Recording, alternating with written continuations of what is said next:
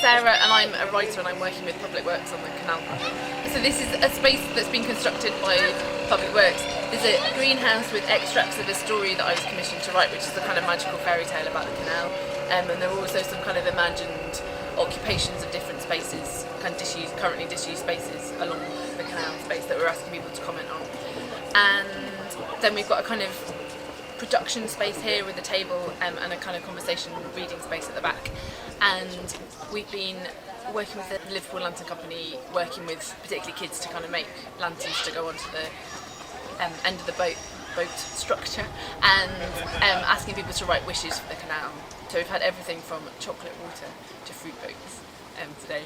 And I've written a story called Fishing for Stars, which is a kind of magical fairy tale about the canal, and just getting some people at the moment to write letters to the characters, kind of talking to them about the magical experiences they've had here. So the idea of the Canal Club is to create a kind of conversation space and to extend the space of the towpath into the water, and to basically make an area for people to talk about the canal, about their experiences, about what they want to happen here.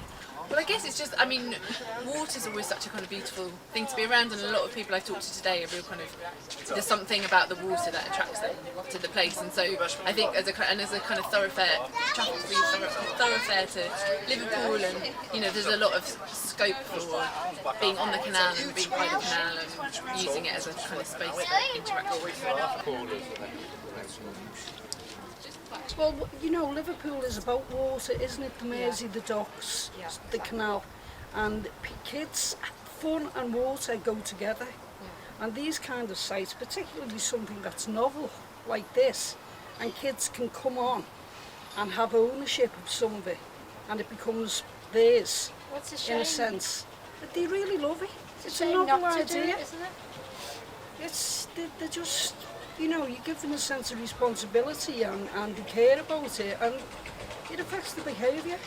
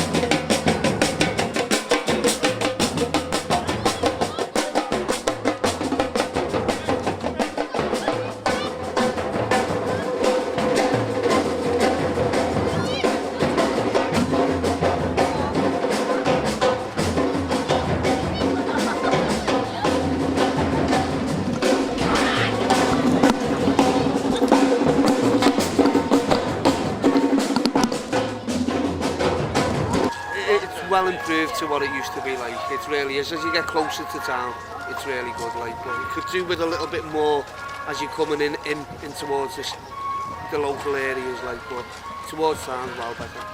I think it's absolutely fantastic. Yeah, very, very, very exciting. I was just saying to my friend actually, the amount of people that have turned out, I think it's really, really special, and I think it shows the level of interest and desire to get involved and kind of be a part of and use the canal, really. My name's Alan Dunn. For the past 18 months I've been working with the artist group Redoc and the artist David Jakes. Working with around 2,000 local people here. Soliciting some suggestions for the canal. When I first met Paul Kelly about 18 months ago to talk about the work in Sefton, and we agreed that the canal was going to be the thread, the key metaphor and symbol of the area.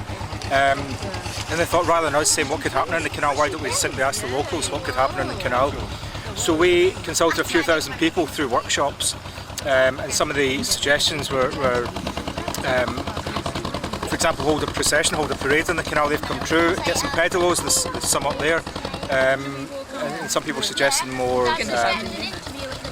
have an annual Throw Your Husband In day, for example, so get some fun back into the canal and getting the locals using it again. Some of those suggestions have formed a series of billboards that we've put up around Sefton, and just what's really nice is that tonight seeing some of those suggestions actually come true, because so often you ask people what would you like to happen to an area, and then it gets put in some file report somewhere. This is actual tangible results of what some people suggested.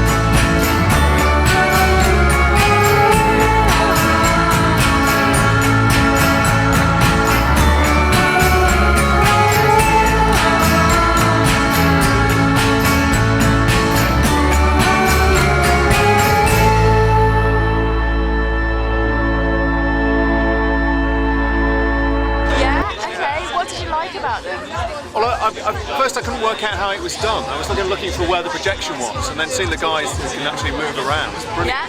There's a fantastic bit where they got an image which was right the same size as the window.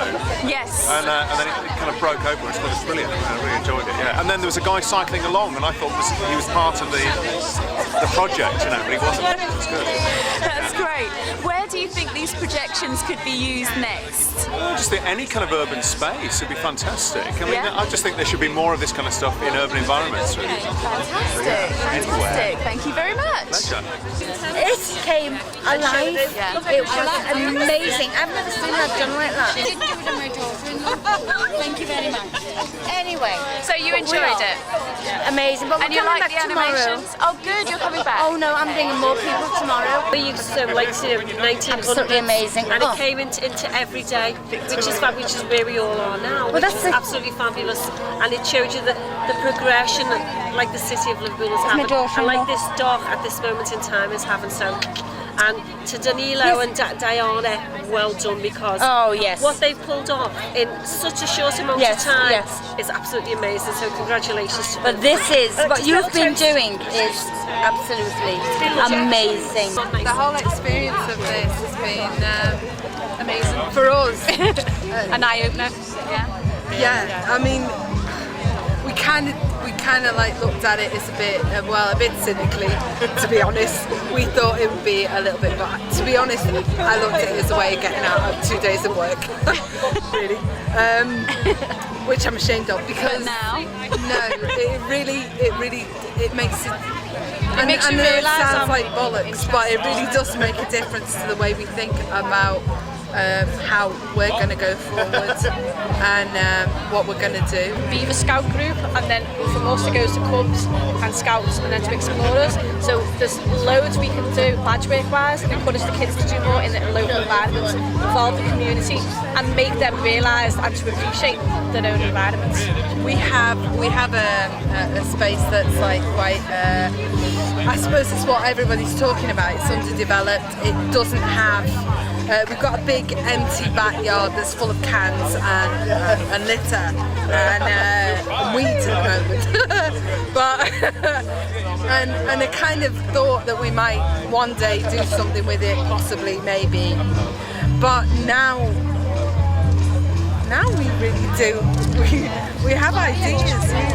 My head hurts with the amount of ideas we have. To get the kids away from the PlayStations and the telly and get off the bum.